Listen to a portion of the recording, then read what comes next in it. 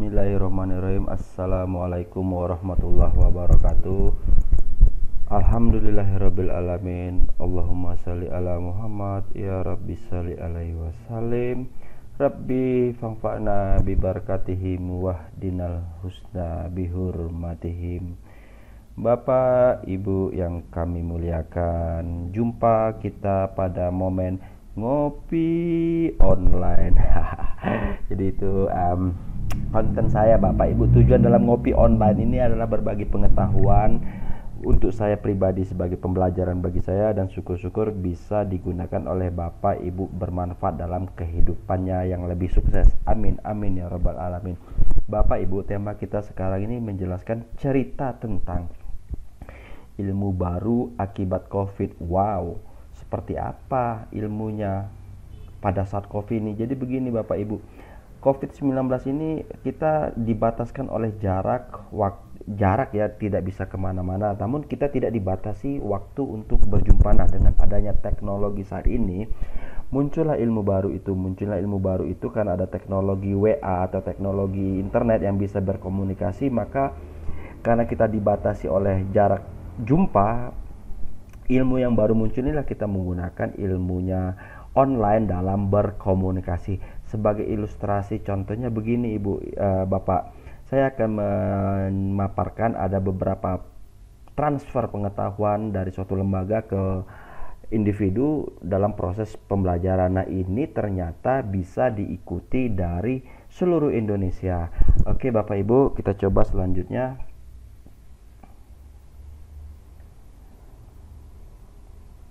Oke. Nah, di sini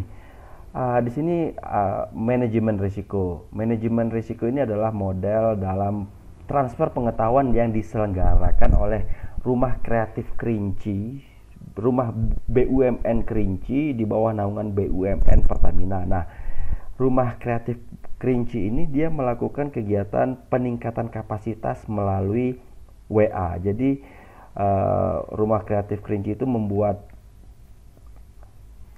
brosur tentang belajar manajemen risiko, diselenggarakan pada kapan dan siapa pematerinya. Nah, kemudian setelah itu Rumah Kreatif Kerinci ini membuat link dan disebarkan ke banyak media bagi UMKM. Ini khususnya bagi UMKM pada umumnya untuk menambah wawasan. Maka dilakukanlah studi online sehingga menambah pengetahuan UMKM. Nah, di sini kita lihat setelah dibuat oleh grup oleh Rumah Kreatif Kerinci, maka diundang atau mereka yang telah bergabung dari link undangan tersebut. Nah, di sini banyak beberapa orang yang bergabung melalui invite line. Nah, setelah itu selanjutnya Rumah Kreatif itu sebagai mediator melakukan pembukaan. Di sini dikatakan bahwa selamat siang bla bla bla pada sebla bla bla bla bla, dan banyak orang yang tertarik ikut untuk event. Nah, akhirnya dibukalah acara itu. Kebetulan alhamdulillah terima kasih pada Rumah Kreatif Kerinci yang memberikan kesempatan saya untuk memaparkan tentang manajemen resiko. Semoga ini bermanfaat dan saya juga masih banyak belajar, dan ini juga sebagai bahan pengetahuan bagi saya sendiri untuk memperbaiki. Oke, selanjutnya Rumah Kreatif ini lakukan opening ini dia klik, kemudian mengabsen peserta ada dari Klungkung, Sanggau, Malang, Pekanbaru, Dumai, Jawa Barat, Palangkaraya, Bandung. Wow, mewakili Indonesia ini dari Palangkaraya, Situbondo, Lombok Timur, bahkan ada Kerinci, Pemalang, Dumai, dan mereka ini diabsen oleh adminnya untuk posisi kediaman mereka atau di tempat dari mana mereka berasal. Nah, setelah di absen, Rumah Kreatif Kerinci ini memberikan sesi, ada suatu challenge atau tantangan pada akhir sesi ini, silakan peserta menampilkan foto terbaiknya dalam mendengarkan paparan ini, dan ini suatu intensif atau reward sebenarnya dalam meningkatkan fokus atau konsentrasi dalam pembelajaran itu. Nah, selanjutnya peserta diberikan kesempatan untuk mencoba menunjukkan semangatnya. Jadi mereka perang gambar di sini dalam waktu beberapa menit. Admin mempersilakan peserta untuk menunjukkan kesemangatan seperti selamat pagi atau semangat, siap, apapun itu. Dan setelah diberikan konten atau bentuk semangat, simbol semangat, maka selanjutnya banyak ini seolah-olah seperti perang gambar ya. Ini terlihat antusias, artinya terlihat ada semangatnya dari peserta untuk mau menambah pengetahuannya yang telah dilakukan oleh Rumah Kreativitas BUMN, Rumah Kreativitas Kerinci di bawah naungan BUMN Pertamina maksudnya, Bapak Ibu yang kami muliakan. Nah, di sini kemudian Rumah Kreatif menonaktifkan para peserta untuk mengirim informasi.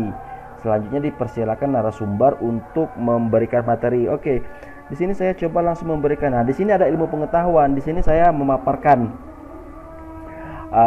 PowerPoint saya tentang model manajemen risiko. Nah, apa salahnya kita coba sama-sama juga mendengar apa yang menjadi pemaparan saya tadi pada saat pemberian materi ini. Dan bagi Bapak yang melihat YouTube ini juga mungkin bisa menjadi suatu penambahan wawasan juga, selain dari pengetahuan baru tentang model pengetahuan baru selama pandemi ini, karena kita tidak bisa bertemu tatap muka karena jarak, tapi kita bisa bertemu dengan waktu yang sama di tempat yang berbeda.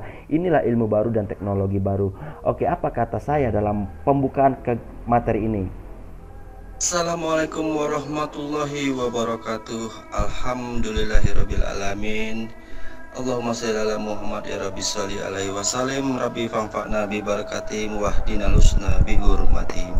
Bapak Ibu yang kami muliakan, kami mendoakan Bapak Ibu selalu sehat dan sukses dalam menjalankan usaha. Amin ya rabbal alamin. Terima kasih kepada Bapak Ibu yang dari Klungkung, Sanggau, Malang, Pekanbaru, Dumai, Sumbawa, Palangkaraya, Bandung, Situbondo, Lombok, Kerinci, Banjarmasin, dan Temenggung yang hadir pada pertemuan ini. Baik Bapak Ibu, kita coba berbicara tentang 4 model pemahaman manajemen risiko untuk UMKM.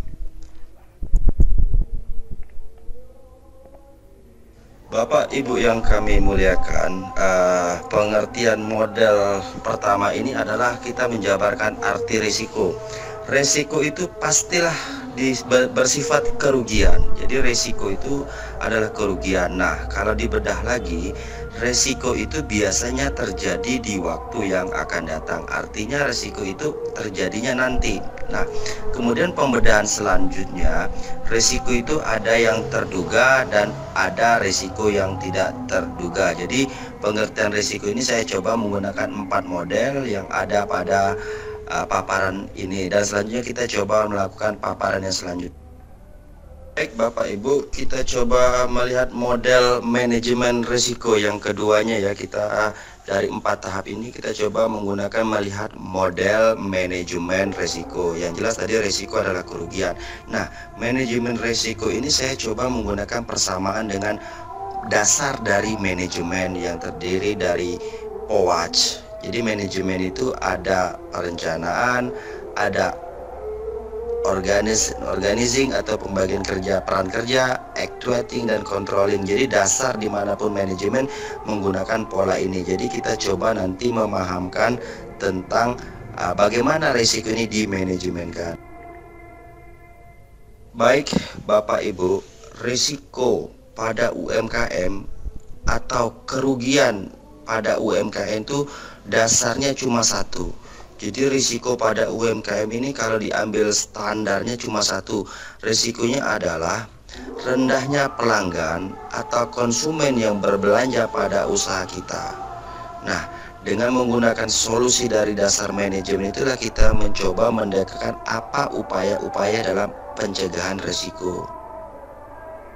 Oke Bapak Ibu, kita coba mendekatkan upaya pencegahan risiko menggunakan model manajemen. Yang pertama kita coba di sisi planning. Planning atau perencanaan ini yang kita pikirkan siapa yang menjadi konsumen kita, siapa yang akan menjadi pelanggan kita. Kita itu harus kita pikirkan. Kalau kita bisnisnya adalah makanan, jadi kita tahu siapa pelanggan kita. Atau kita kerajinan tangan, harus kita tahu dulu siapa konsumen kita atau pelanggan kita. Ini penting. Pentingnya kita mengetahui siapa konsumen atau pelanggan kita agar pelanggan konsumen kita itu bisa bertambah. Jadi resiko dari risiko dari UMKM ini kan karena kecilnya pelanggan, yang pastinya kita tahu dulu siapa yang menjadi pelanggan kita. Kemudian kita akan melakukan yang namanya organizing atau berbagi peran. Artinya kita misalnya UMKM, biasanya usaha mikro itu biasanya minimal 4 orang lah ya tenaga kerja. Kita harus bagi peran, mana yang berbagian produksi, mana bagian pemasaran, dan bagaimana catatan keuangan. Nah, yang melakukan produksi silakan menekukan bagaimana strategi peningkatan kualitas. Yang lakukan pemasaran, lakukan kegencaran promosi. Nah, yang pencatatan keuangan, tolong dipisahkan mana keuangan yang masuk dan mana keuangan yang keluar. Nah, pelaksana dalam manajemen risiko ini adalah lakukan promosi yang rutin, lakukan rajinnya melakukan promosi kepada usaha kita agar konsumen itu tahu dengan paham dengan produk kita. Bisa digunakan melalui media sosial. Jadi kita selalu rutin tuh untuk upload produk-produk usaha kita ke dalam media-media sosial, karena pemasarannya adalah promosinya adalah penting dalam menjual produk kita. Nah, selanjutnya kita menggunakan momen controlling atau pengawasan. Apa yang diawasi? Yang diawasi adalah jangan sampai pelanggan kita itu menjadi sedikit. Dengan cara bagaimana kita perbaiki kualitasnya, kita lakukan keramahan oleh penjual, dan lakukan terus rutinitas. Nah, jadi pengawasan ini agar tidak terjadi penjualan yang sedikit karena pelanggan yang tidak ada.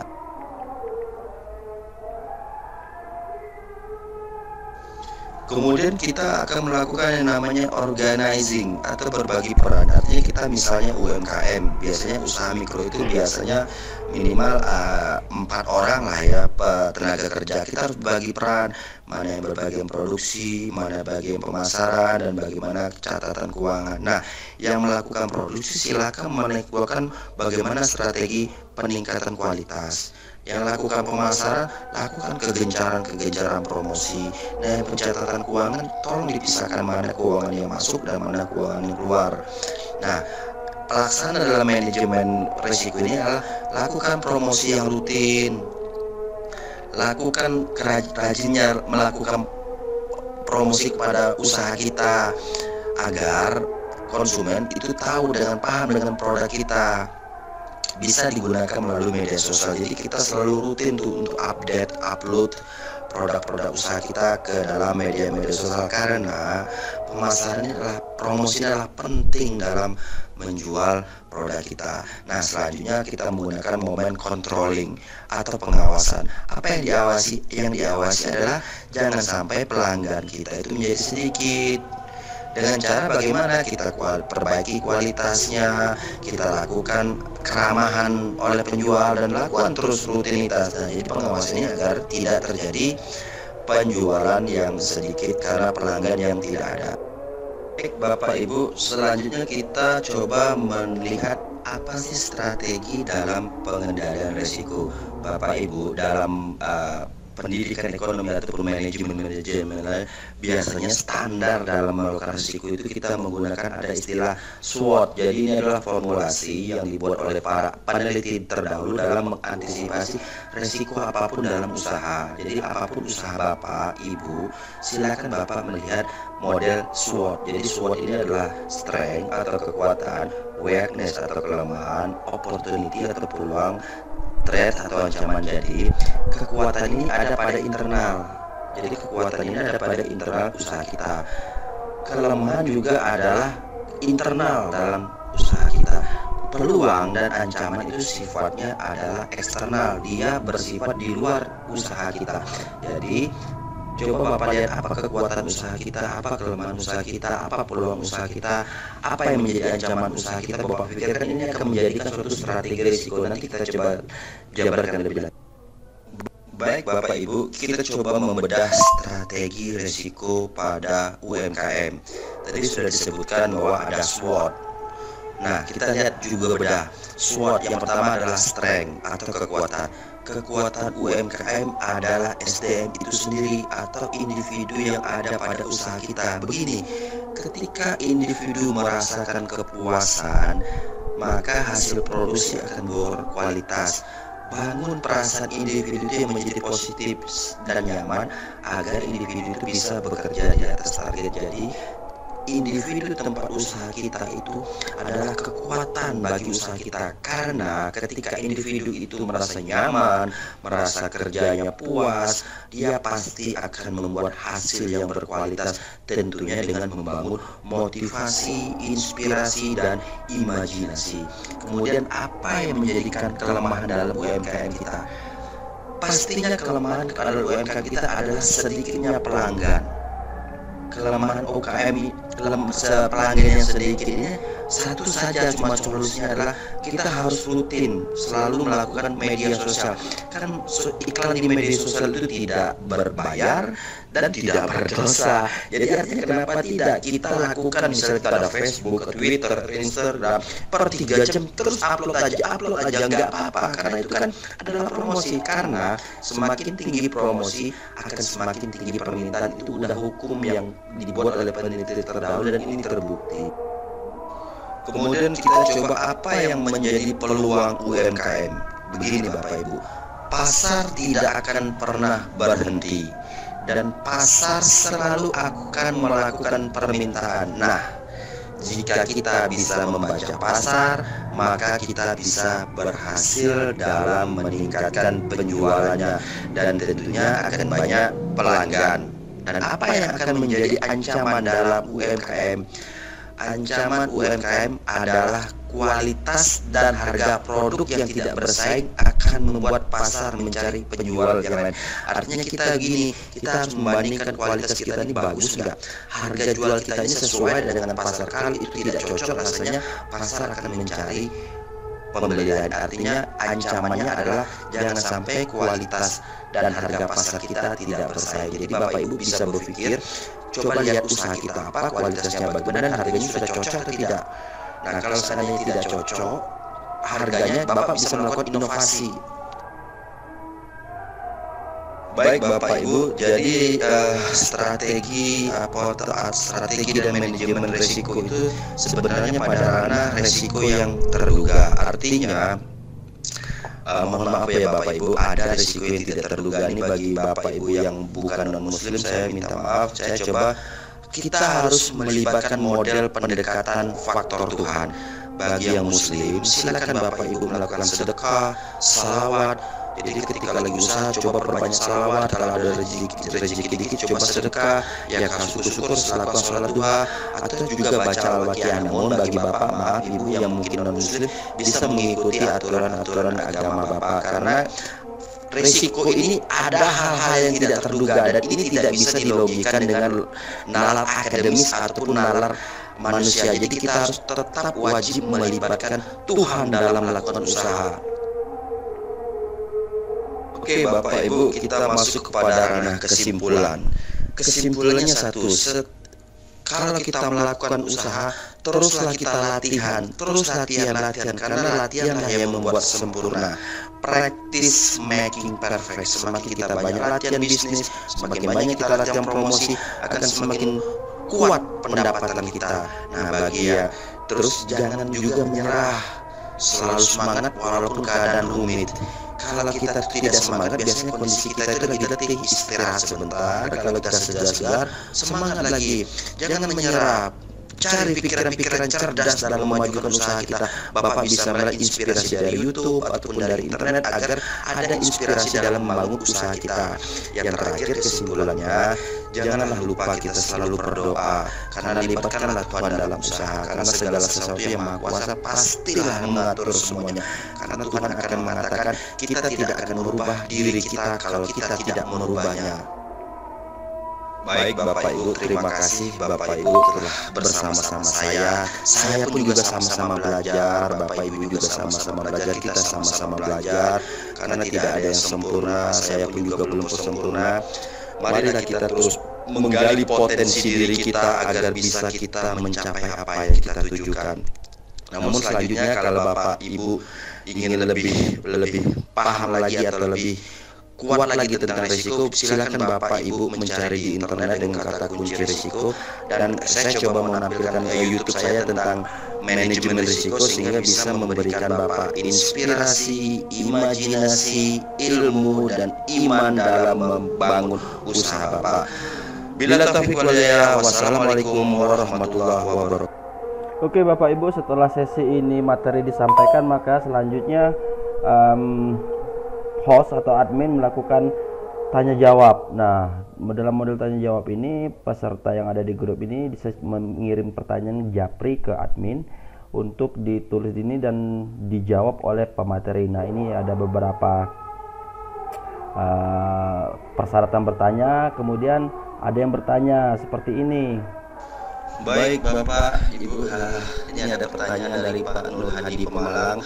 Bagaimana cara strategi untuk pertanian ketika memasuki musim pertanian, karena pada musim panen seperti padi dan jagung anjlok. Baik, secara analisis SWOT. Baik Bapak Ibu, jadi begini, kalau kita bisnis pertanian, kita lihat dulu apakah hujan itu ancaman atau peluang. Kalau saya melihat bisa menjadi ancaman dan bisa menjadi peluang, namun ada konsekuensinya. Jadi begini, menjadi ancaman karena hujan ini akan menghancurkan produk kita, dan akan menjadi peluang karena di salah satu sisi harga produk pertanian kalau di musim hujan akan mengalami peningkatan karena banyak kegagalan panen. Namun konsekuensinya kita juga harus menambahkan teknologi agar produk kita tahan dalam musim hujan. Artinya kita harus menambahkan pelindung khusus agar hasil produk pertanian kita bisa bertahan. Kemudian juga apa yang menjadi kekuatan pada pertanian saat musim hujan, ya tadi untungnya tadi, dan juga kita juga bisa mengatur bagaimana distribusi penjualan. Kemudian apa yang menjadi kelemahan dalam bisnis pertanian pada saat hujan, ya itu tadi cuaca. Nah, sebaiknya kalau melakukan bisnis pertanian sejauh hari sebelum usaha, kita harus melakukan perencanaan. Jadi ketika memang hujan dan kita tidak memiliki teknologi dalam mengelola produk pertanian, kita bisa merubah usaha kita.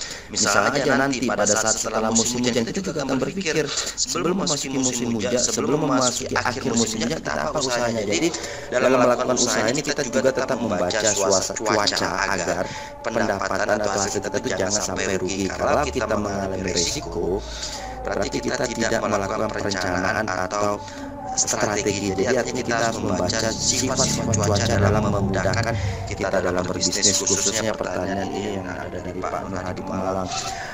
Bapak boleh bertanya sama pengalaman senior Bapak di Pemalang ketika dia menghadapi musim hujan, karena kita harus punya antisipasi dan solusi. Karena kita tidak mungkin dalam musim hujan barang kita rusak, namun ada kekuatannya karena ada produk kita yang tinggi. Jadi maaf ya Pak kalau kurang cerah dalam menjawab. Saya melihat bahwa kita harus punya suatu konsekuensinya adalah gunakan teknologi yang tepat guna, namun tidak menggunakan harga yang mahal, karena ada harga yang tinggi ketika harga cuaca hujan saat penjualan pertanian. Terima kasih Ibu Mega Situbondo. Bagaimana cara menghadapi ancaman pasar yang bisa menggeser produk kita? Apakah kita harus menurunkan harga produk kita Pak? Karena kadang pesaing memang di bawah bagian harga yang lebih murah. Ada dua solusi. Yang pertama adalah kita bisa menurunkan harga jual kita. Konsekuensinya kita juga harus mengurangi berat produk kita. Jadi artinya kalau kita menjualnya 1 kilo itu sebanyak 10.000, kenapa kita tidak coba jual yang dikecilkan lagi 5.000? Tetapi dengan konsekuensinya setengah kilo itu strateginya. Yang kedua, kita menggunakan segmen rentang biaya. Kita menjual harga biaya yang ada yang per 1 on, ada yang per 3 on, ada yang per 10 on atau 1 kilo. Jadi biar pelanggan atau konsumen melihat dia mau ambil dengan harga yang besar atau harga kecil. Jadi solusinya adalah kita mainkan segmen harga tetapi dengan segmen ukurannya. Jadi silakan Ibu mengatur strategi biaya harga itu dengan jumlah berat pada produk itu. Atau kalau misalnya ada kita 10 buah, ya kenapa kita tidak jual per 3 buah. Jadi kita mainkan itu dan kita lihat apakah konsumen cenderung kepada jumlah itu yang dia sukai. Ketika itu dia sukai dengan cenderung jumlah harga murah dengan jumlah sedikit, kenapa itu tidak diperbanyak. Jadi saya coba melihat menjawab Ibu ini adalah kita mainkan segmen harga diturunkan, namun konsekuensinya juga kuantiti atau berat produknya juga direndahkan, karena pelanggan cenderung lebih mencari harga yang kecil, ya kita juga prosesnya produknya beratnya kita turunkan. Jadi itu coba saya pencerahannya Ibu Mega Sutomo.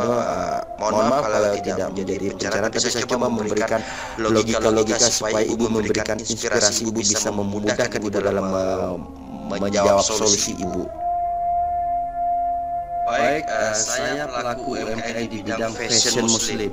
Bagaimana cara mengumpulkan konsumen atau reseller supaya mereka tahu produk yang kita jual dan meningkatkan peminat di samping banyak sekali penjual lain selain kita? Strategi apa yang harus kita lakukan? Dari Ibu Feni Bandung. Terima kasih Ibu. Jadi begini Ibu, kalau Ibu di bidang fashion muslim ini kan bidang pakaian, saya mencoba solusinya bahwa dalam bisnis ini ada namanya ceruk atau niche atau lubuk. Jadi dalam 1 tahun itu ada suatu lubuk bisnis khususnya untuk fashion, ya, seperti lebaran, seperti liburan atau hari-hari besar. Di situ mungkin lebih kuat peminat pada fashion. Jadi pada saat waktu datangnya hari-hari besar, ketika banyak orang menggunakan fashion ini, sebelumnya Ibu sudah promosi. Jadi Ibu yang pertama tuh silakan Ibu data kapan ke depan adalah hari-hari besar yang mereka akan membutuhkan fashion pada muslim, sehingga permintaan Ibu akan meninggi. Kemudian bagaimana meningkatkan peminat di samping kita sekali di mana kita meningkatkan peminat di samping banyak sekali penjual lain kita, ya, kompetitif. Artinya persaingan itu akan ada, dan persaingan itu positif. Kita tidak boleh monopoli, dan mereka juga boleh melakukan persaingan, dan kita juga harus bersaing. Jadi begini, ya, kita harus memang strategi. Yang pertama strategi promosi. Terus Ibu bahkan bila perlu Ibu membuat admin untuk selalu promosi di Facebook, atau Ibu buat YouTube. Ibu videokan fashion Ibu yang terbaru, dan terus Ibu, karena nanti kita akan terkenal. Atau Ibu boleh juga melakukan via offline. Ibu silakan datang promosi ke kantor-kantor, ke bagian-bagian kantor-kantor atau perusahaan-perusahaan. Ibu kasihkan gambaran promosi. Jadi memang salah satu strateginya kita harus melakukan rutinitas promosi. Nah, promosi yang seperti apa yang kita lakukan ada 2, baik itu offline dan ataupun online. Apapun itu offline atau online, intinya adalah semakin banyak kita promosi akan semakin banyak permintaan. Dan Ibu, namun dalam di sini ada proses. Jangan menyerah Bu, maju terus, pantang mundur, jatuh bangun itu biasa. Tidak ada semuanya bisa besar. Semua mulai dari awal. Nah, pengalaman inilah yang menjadi strategi Ibu akan besar. Terima kasih Ibu. Oke, Bapak Eko Situbondo, saya mau tanya, Pak, terkait dengan materi pelatihan kali ini, apakah dengan metode pendekatan manajemen risiko lantas kita akan terbebas dari risiko, dalam artian risiko itu menjadi tidak ada, ataukah justru akan memunculkan risiko baru yang kita tidak tahu, mungkin lebih kecil atau lebih besar? Karena saya pahami selama ini setiap keputusan pasti ada konsekuensinya, baik atau buruk. Tak mungkin terlepas pada dasarnya, kita tidak pernah tahu risiko apa yang terjadi. Dan ini yang menarik nih, mohon penjelasan Bapak, karena selama ini saya tahu dan paham, dan memang jujur saya lebih ke metode nomor 4 tadi. Terima kasih Pak Eko. Baik Bapak Eko, terima kasih Bapak Eko. Baik, begini Bapak, memang risiko itu kita tidak tahu, itu kan ranah masa depan. Jadi kita hanya bisa estimasi atau ramalan. Jadi kita hanya bisa meramalkan apakah ini akan bisa diminimalisirkan atau dikecilkan. Kalau dihapus kita tidak mungkin. Bahkan sebaliknya, apabila kita merencanakan itu sesuai dengan logika kita, ternyata tidak sesuai dengan harapan kita. Ya memang. Nah, tidak ada yang sesuatu itu yang pasti. Jadi memang ini adalah pendekatan model agar kita bisa risiko itu menjadi minimalisir secara logika ilmu pengetahuan. Memang saya setuju juga kita juga harus melibatkan faktor tak terduga. Faktor tak terduga itu ya adalah faktor dari Tuhan. Jadi bagaimana kita bisa meminimalisir faktor dari tak terduga itu ya kita cobalah selalu berdoa. Walaupun kadang-kadang kita berdoa itu juga masih gagal, dan dalam agama itu dianggap sebagai cobaan. Intinya apakah kita bisa tabah dalam menjalani cobaan. Ketika kita tabah dalam menjalani cobaan, tentu kita akan mempunyai suatu pengalaman. Pengalaman itulah menjadi pemahaman kita dalam melakukan korupsi yang ke depan. Jadi kesimpulannya jawaban Bapak ini, maju terus, pantang menyerah, jatuh bangun biasa, sepandai-pandainya tupai melompat jatuh juga. Artinya Pak, jangan menyerah. Mungkin hari ini kita akan gagal, tapi dari kegagalan ini kita akan mendapatkan pengalaman baru.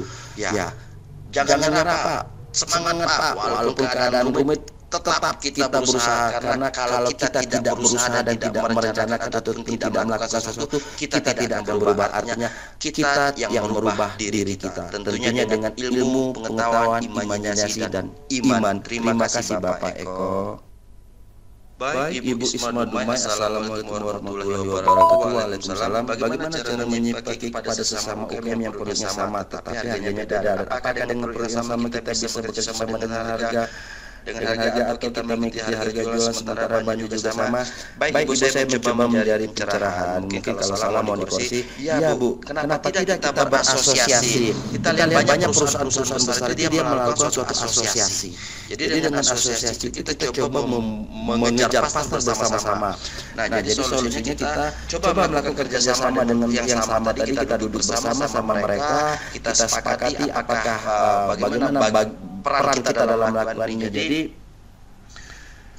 bekerja sama memang kuncinya. Kan bekerja sama itu bahasa Inggrisnya adalah corporation. Jadi kadang-kadang corporate, maka perusahaan mengatakan itu corporate. Kalau di Indonesia itu namanya korporasi. Jadi memang bekerja sama adalah kunci memajukan. Tentu dalam bekerja sama ini kita harus mengatur ketetapan awal agar tidak menjadi risiko-risiko.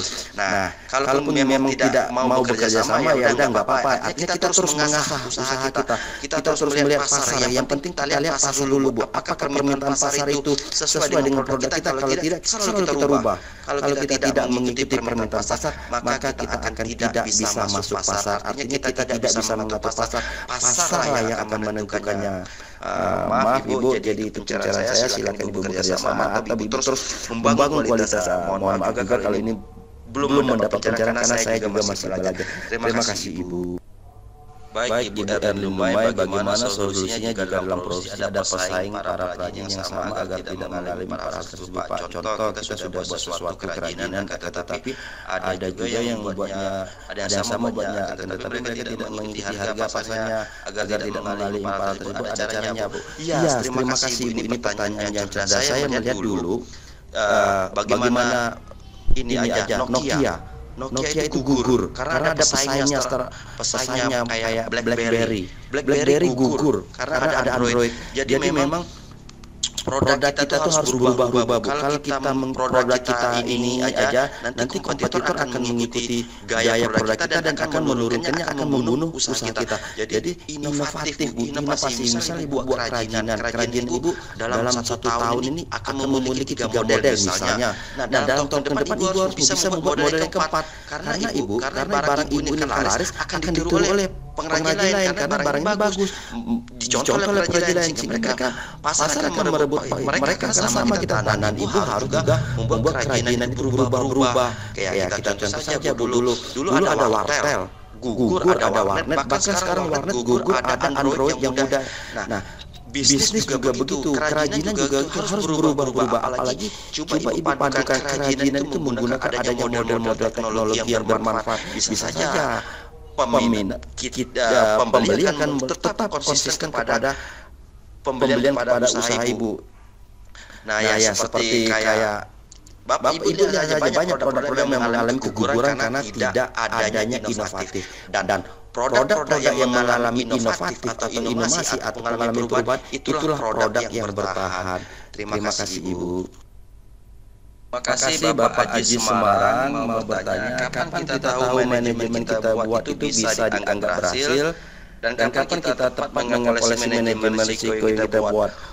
Bapak Aji Semarang ini pertanyaannya cerdas Pak. Izin Pak saya mencoba menjawab Pak. Jadi begini Pak, dalam mau melakukan suatu usaha, kita pertama kali harus menentukan apa target yang menjadi tujuan. Misalnya begini ya Pak, ini contohnya di bulan Januari nanti saya akan membuat usaha kerajinan. Saya akan membuat kerajinan ini, target saya akan bagaimana saya memiliki pendapatan misalnya aja ya 100 juta misalnya Pak. Nah, itu kan kita sudah mulai menetapkan rencana tujuan. Nah, disitulah kita mulai mengukur. Jadi kapan kita mulai mengukur suatu usaha itu berhasil atau tidak berhasil, kita mulai dengan dulu rencana dan target.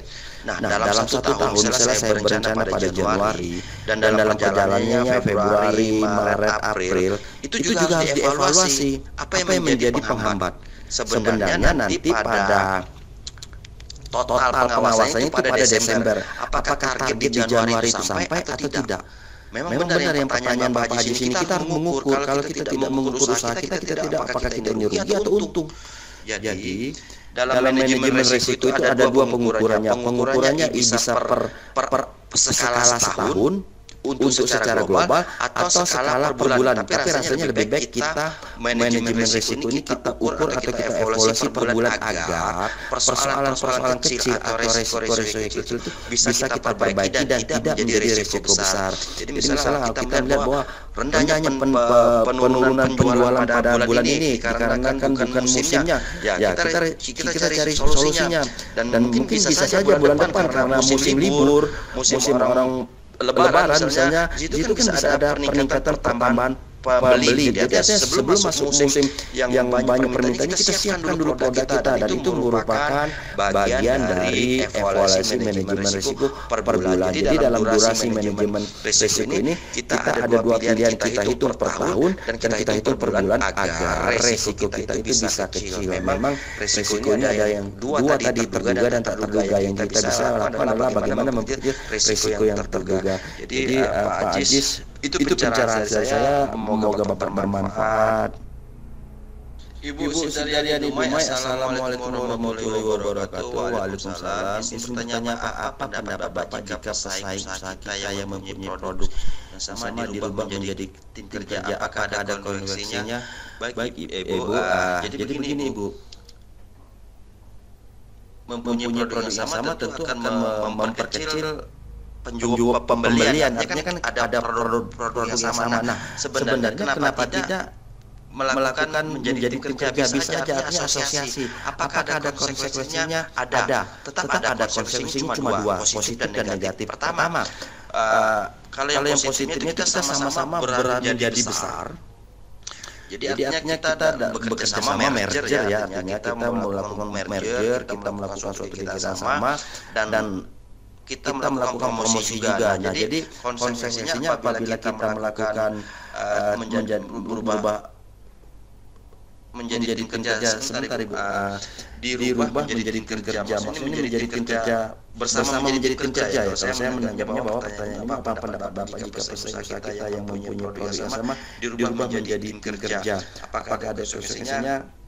Mungkin saya menangkapnya menjadi kerja, ada merger nih. Ya, ini konsekuensinya sangat baik Bu. Ini kita akan menjadi besar. Contohnya begini aja.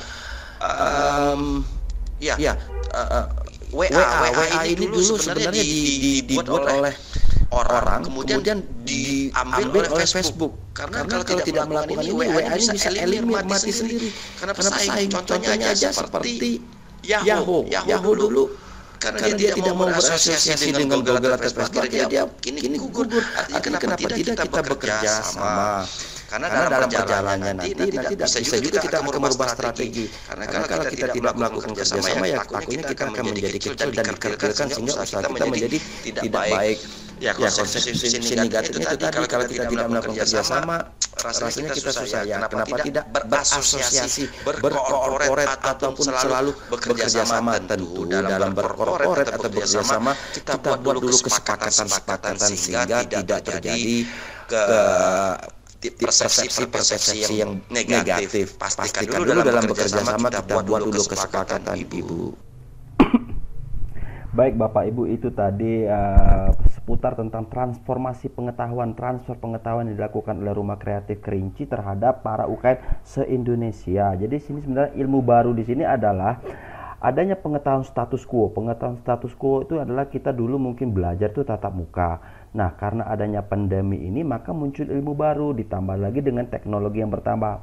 Melalui model yang dilakukan Rumah Kreatif Kerinci ini adalah seperti ilmu baru. Jadi tanpa jarak, dengan waktu yang sama kita bisa saling membagi pengetahuan, dan ini sepertinya kalau ini gencar dilakukan, insya Allah negara khususnya Indonesia ini bisa maju karena kita berbagi pengetahuan tidak lagi dibatasi oleh jarak. Di mana teknologi yang sudah familiar, setiap orang pasti punya Android atau WA. Dengan adanya grup inilah kita bisa berbagi pengetahuan. Nah, ini yang dilakukan oleh Rumah Kreativitas Kerinci dalam transfer pengetahuan agar UMKM itu bisa maju. Nah, selanjutnya mungkin admin menyetopkan sesi tanya jawab, dan ya ada challenge, ada quiz yang dilakukan oleh Rumah BUMDes Kerinci ini. Di peserta menjawab, tentunya ada reward ya, ini sebagai pemanis agar kegiatan ini lebih fokus. Nah, di sini dilihat mereka menjawab kuesioner pertanyaan yang diberikan oleh Rumah Kreativitas Kerinci. Oke, selanjutnya langsung saja